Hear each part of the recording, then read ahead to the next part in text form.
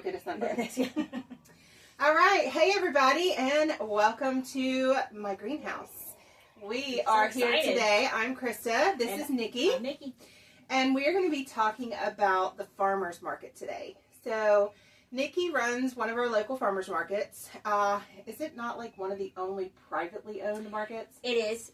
In the local area, in the Triad, we are the only local privately owned farmers market that operates here in the Piedmont. So, very cool. So, and I am a vendor there. She's also my right-hand person. Behind the scenes. That's right. I stay behind the scenes, but I am a vendor there, and we have lots of our vendor friends. And, of course, the sun's going to pop out and make it a little shadowy behind us. But we're nice and toasty in the greenhouse. That sun is going to heat this place up.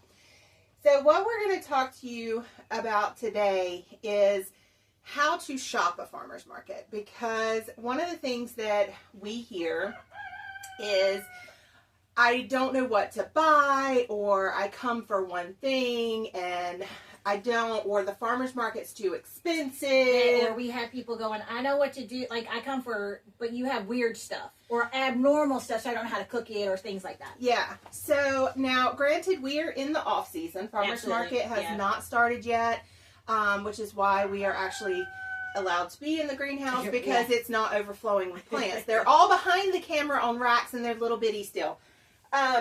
So what we did is I tasked Nikki with going through her house and finding products that she has from the farmer's market. And I did the same thing. Not necessarily things that are from our farmer's market, but things you can find at our farmer's market when it's in season. Correct. So we did have these potatoes, the sweet potatoes, at the farmer's market last year. We had some onions at the farmer's market. We did have peppers, but these, of course, are not from, these are from the store. Just to be completely honest, peppers are not in season right now. Those are a late summer crop. We did have cabbage at the farmer's market. Yep. So these are things that you will see coming this year. But there's a lot of products that I don't think people put on their like kind of daily rotation. Right. They come, they assume it's going to be produce and maybe some fresh baked bread. Or eggs. Or eggs. Yeah. And that's kind of what they come for. But you can literally do your grocery shopping at a local's farmer's market. Absolutely.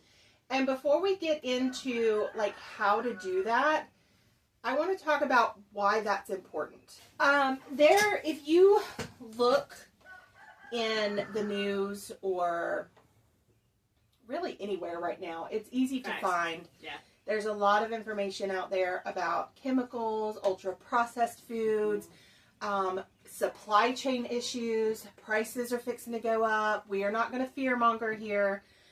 But one of the things that makes our lives easier is we know the local people who grow the food. 100%. Absolutely. And I think that's actually what's most important. Yeah. And, you know, you can get into bulk shopping and, you know, things like that. Like, I do a lot of bulk shopping for flour and things because I make homemade bread. And so I always want to have some on hand. I'm not growing wheat. I don't know anybody around here that would grow wheat. You can grow wheat in North Carolina, but that's not a commodity crop here. So you're always going to have to buy some things. You're never really going to be 100% self-sufficient. Right. However, if a catastrophe were to happen, we know enough people locally that we could survive easily. We just wouldn't, you know, necessarily have chocolate and fresh bread. Or coffee. I coffee.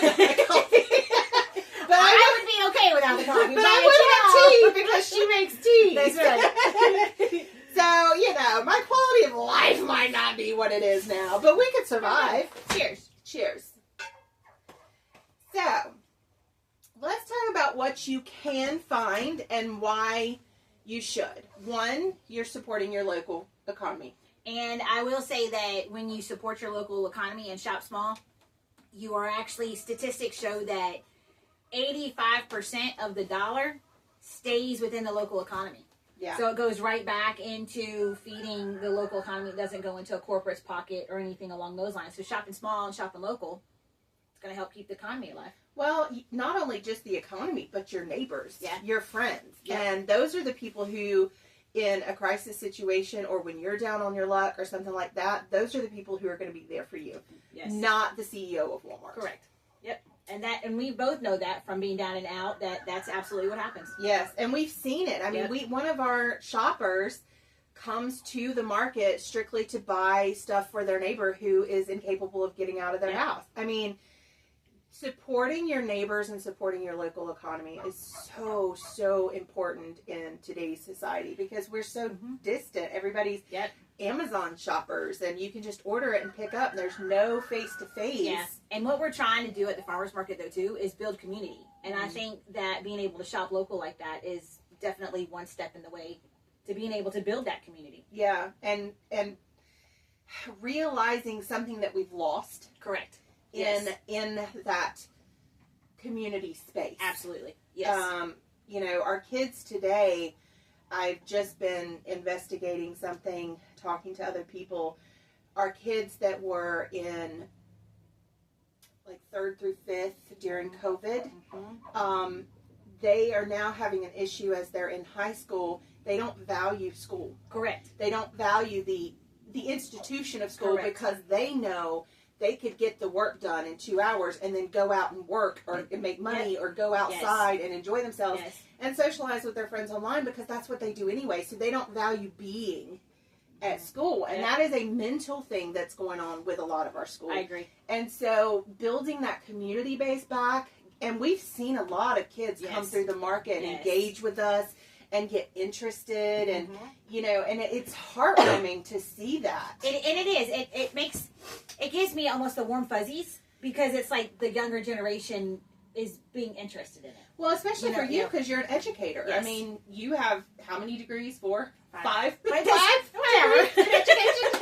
Like, she's like way up there and I'm just a farmer. Not even close. But, you know, it does bring me hope. And I love when agree. my own kids get interested in something that we do. I do have to say that I am very, very excited with the partnership we're having with Bethany Community School this year. I am too. Because we're definitely getting that younger generation involved in the whole thing, but more details to that. Yes. To follow. Well, and I think that's another thing about building the community and going to the farmers market is that education part of it. We have educated so many people on the products, on our foods. And sometimes they just come and they don't even shop. They just have a question. We had one that came and sat there and talked to me for an hour and a half. Just because she had so many questions. Yeah, she was trying to grow her own garden and trying to do some of this stuff, and I was able to answer a lot of those questions. And, you know, we get a lot of that. People come back and are like, oh, I bought this tomato plant. This is what it's doing. And we love that. Because, you know, I'm not just there to sell my products. I am very much there to help people do what I do, to grow. Because if everyone grew a garden and helped their food systems in that way and had that security, I would be perfectly fine not growing extra for other people and just, you know. That and it. And so you, in a sense, to say that I'm an educator. Well, you are too. You're just an educator of other things. Well, I don't want to teach children. Some days I don't either. So, you know, it is with that. So I'll teach adults. Keep your kids. I barely like my own. So let's talk about how to shop a farmer's market. Now that we know why you should go, let's talk about how to shop. Because we have a nice array here. And, of course, everybody knows to expect produce. And what I do want to talk about, though, is be mindful of what is actually in season in your area. Yes. We have a lot of people, as soon as market comes and opens up in May, what do they ask for? Watermelon. Or blueberries.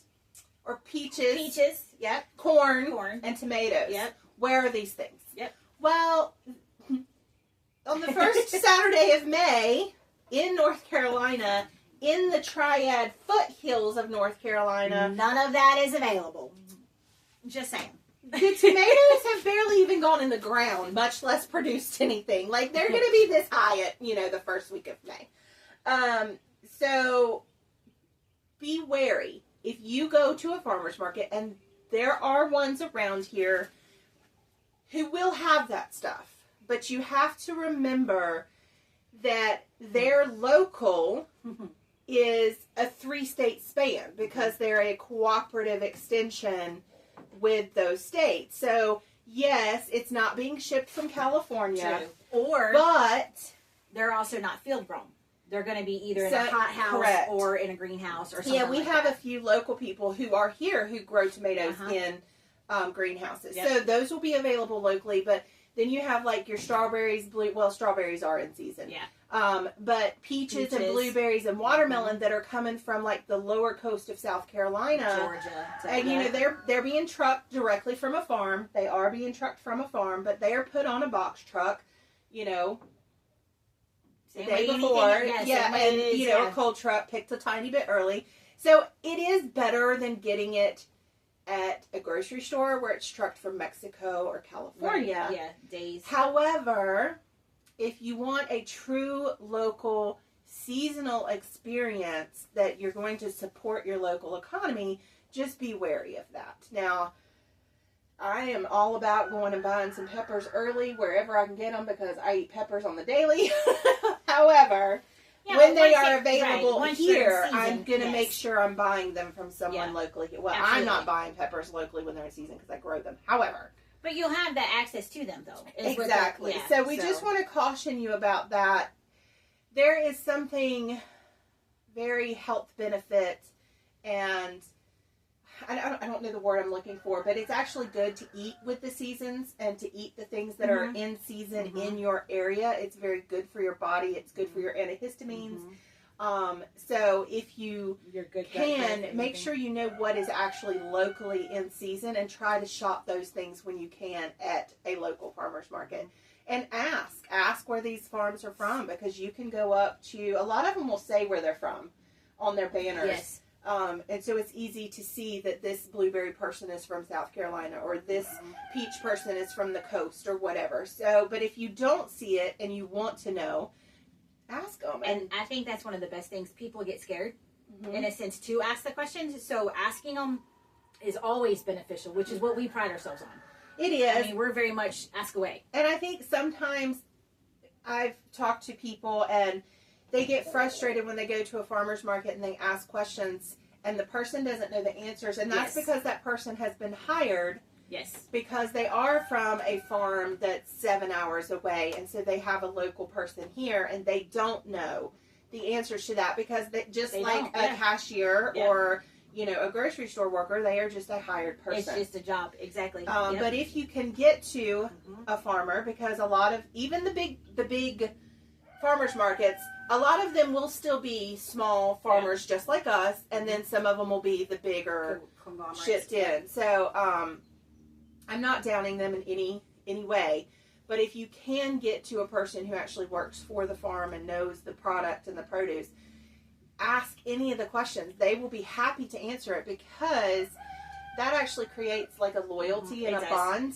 when you know where your food is coming from and you get to know that person. And I always invite people out to my farm. Mhm. Not everyone can do that. There are liability issues, especially if you're running a big farm. Please understand that there are biohazards with letting people trek in onto the property and stuff like that. So not everyone will do it. Most of them will at least let you come to a specific area, but maybe not trek out into Yeah. the fields. Like, I'm not going to let you like walk into my chicken coop and all out into my gardens and track things, but you can come and be outside the And fences see and I actually will, what happens. you know, yeah. pet the goats, things like that. And I do think, at least with our market, like that's another thing that we pride ourselves on. You're going to get to know the people. Like the Mhm. people who are actually at our farmers market are the people who produce the items. Mhm. They're the ones who grow the crops, or the ones who know, are the knowledgeable people who are able to answer those questions. And I think that's another thing that makes me feel more secure.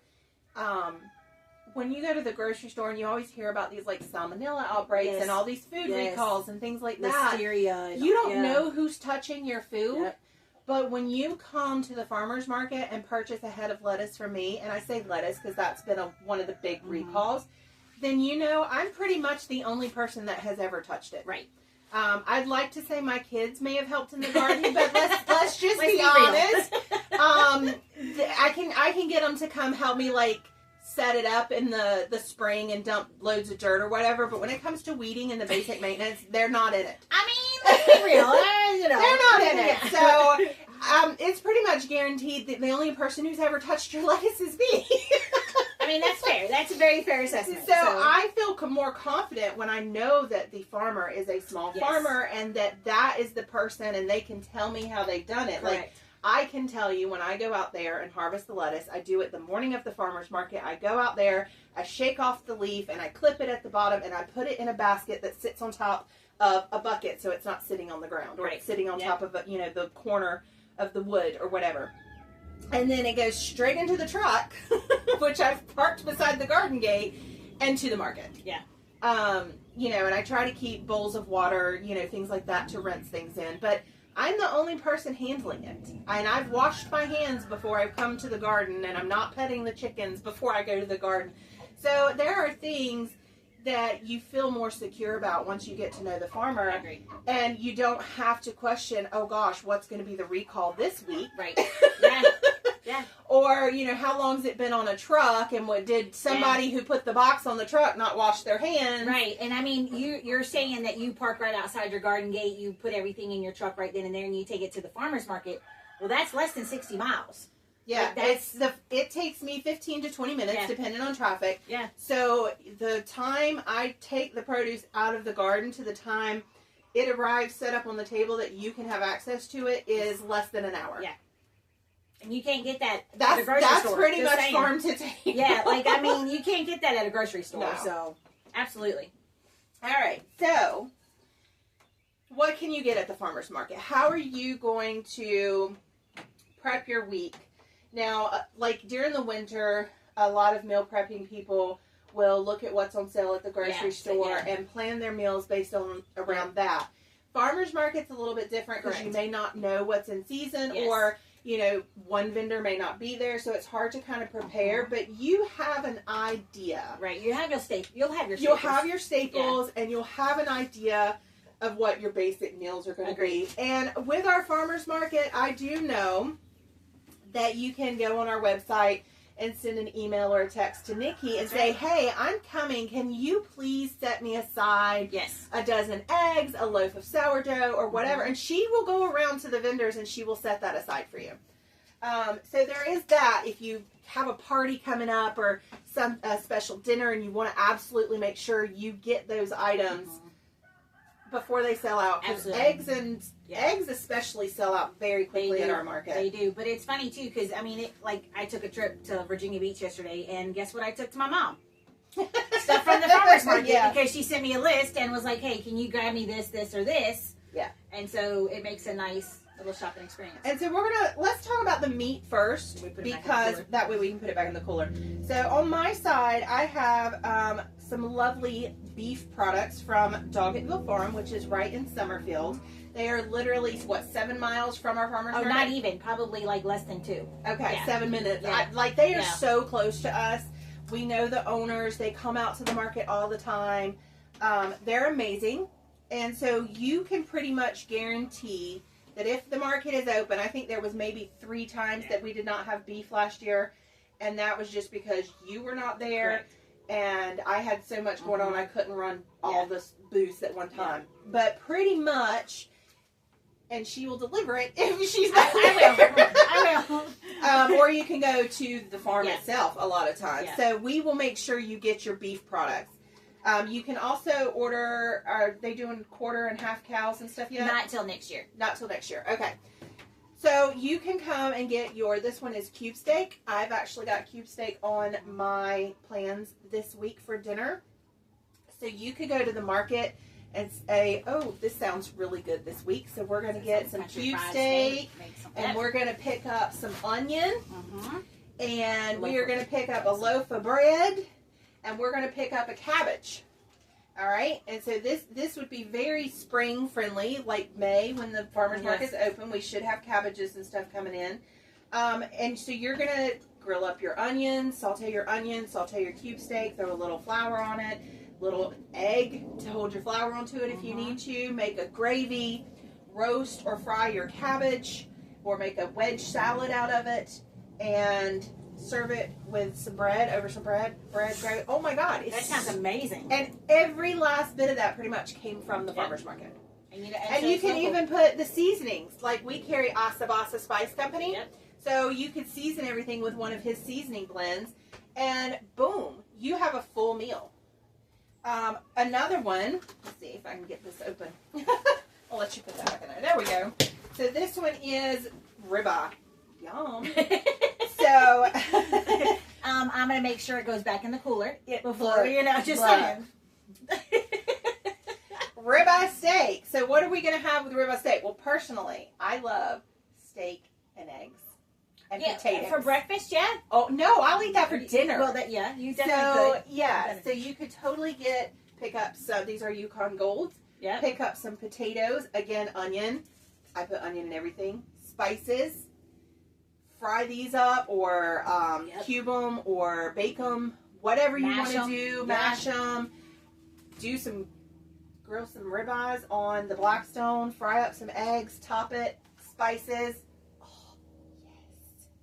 Yes. And then you could actually pick up some chocolate chip cookies for dessert, which we don't have any of those today. But we do have baked goods and stuff. In the Yes, we do. We have cinnamon rolls. Yeah, cinnamon rolls, baked goods, slices of pieces of pie. Yeah. Like, there's some cheesecakes. Yeah. Brownies. Sometimes they have even like biscuits and stuff. Yeah. So for breakfast, you could do sausage, biscuits, and gravy. Yeah. Plus eggs. I mean, there are so many things that you can do just on this table. And then we have lamb. So you show off the lamb over there. So the lamb comes from the Little Cedar Farm, which is about 42 miles from the farmer's market, which is still within our 60-mile radius. So it's very much local, and it's right outside of, it's actually closer to me, in my house. But we have some ground lamb today that I pulled out, and we also have lamb steaks, which these, just look at that. That is beautiful. Look at that. Like, look at how big it is, and though, too. Like, do you know a lot of cultures, lamb is the Easter meal of absolutely, choice? Ham and lamb. Ham and lamb. That rhymes.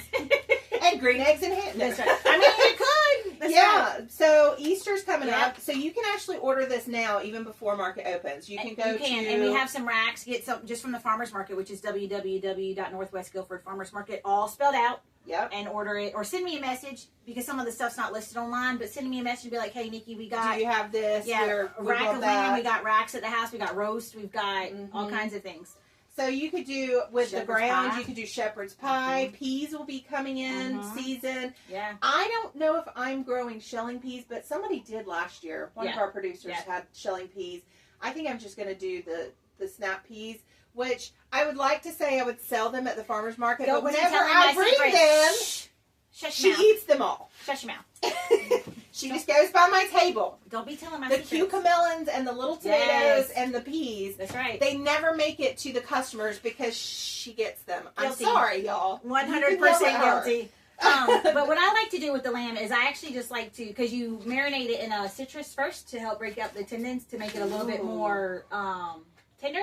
And then what I like to do is I like to braise some garlic, rosemary with melted butter on the top. Put it in like a cast iron skillet and get the grazing going, and then put the sauce over the top of it.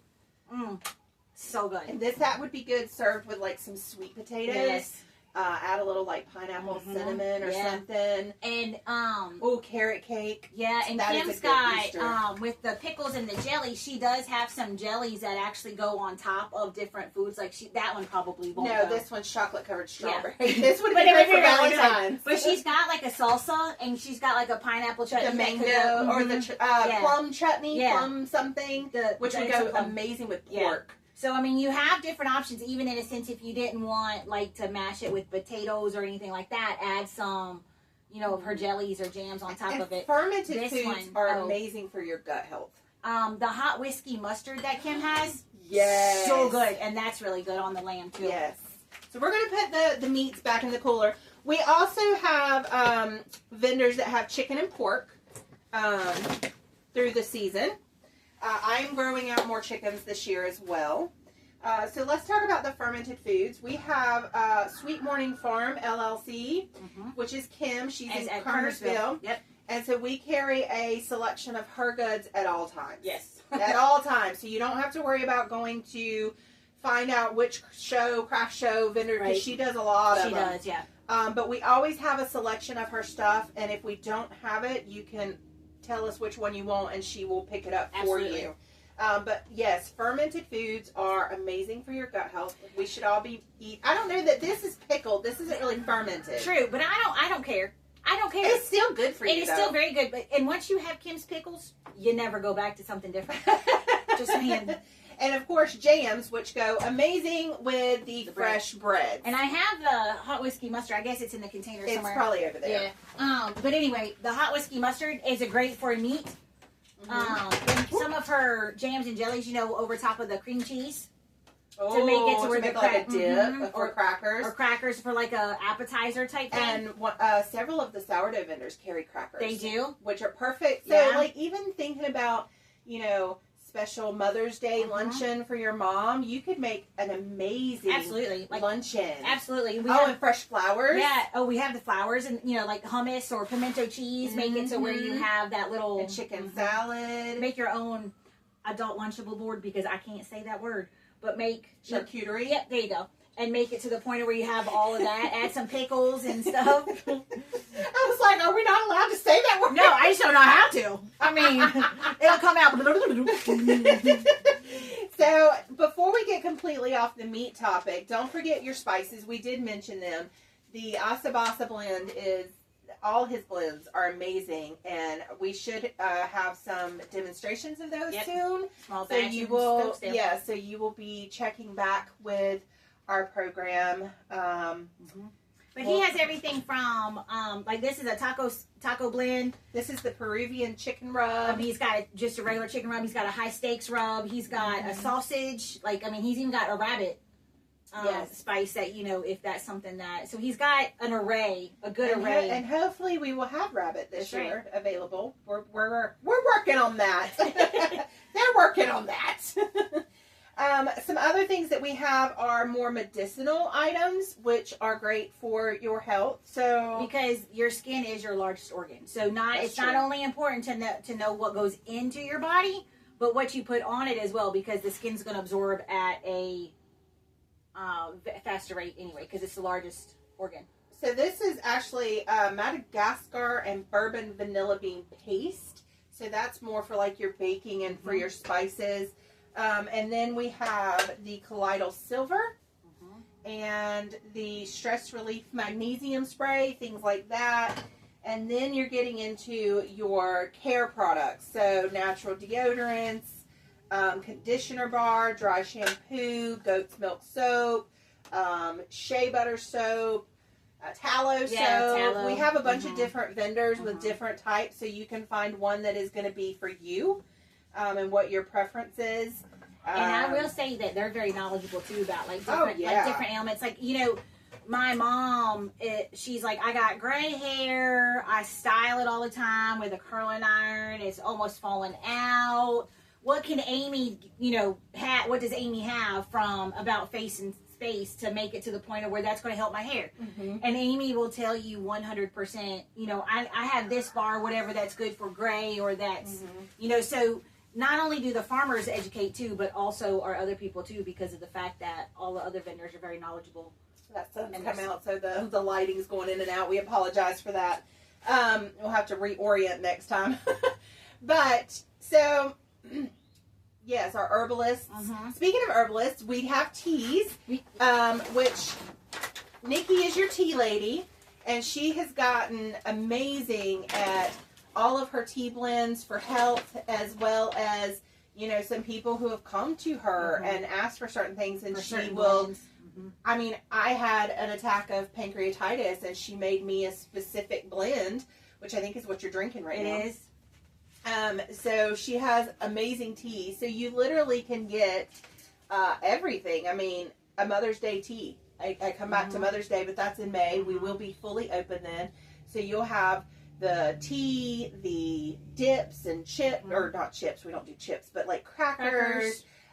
All the things, the flowers, everything you would need to make mom a special occasion that they would love. Absolutely. I mean, and you know, Bob will be back with his CBD with 100 Acre Farms. Yes, we and love stuff. Bob. So to make it to where we have everything. I mean, your typical weekly shopping trip you could do it. Absolutely. I mean, we've got a new building this year that we're I'm very so excited.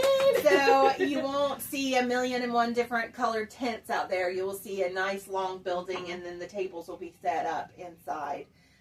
We've got some new products coming this year, some new vendors. Some vendors have changed out, but it's going to be a really good year this year. I'm very excited for what's to come. Very, very excited for what's to come. So we will have some more informational videos, hopefully, Absolutely. as the season kicks off. Yeah. We might even do a few, like, hey, shop with us, Absolutely. or this is what we bought, this is what we're going to make. So I think that, I like that. I'm hoping. Don't hold us to it, because things sometimes get busy. I mean, life happens, That goes to the wayside. But, we are very hopeful in the off-season right now that we were going to have time to do all this. But we hope this helps you. And look forward to some more videos from us on different things that will help you. Absolutely. Thanks for coming in. All right. And thanks for joining us. See you next time.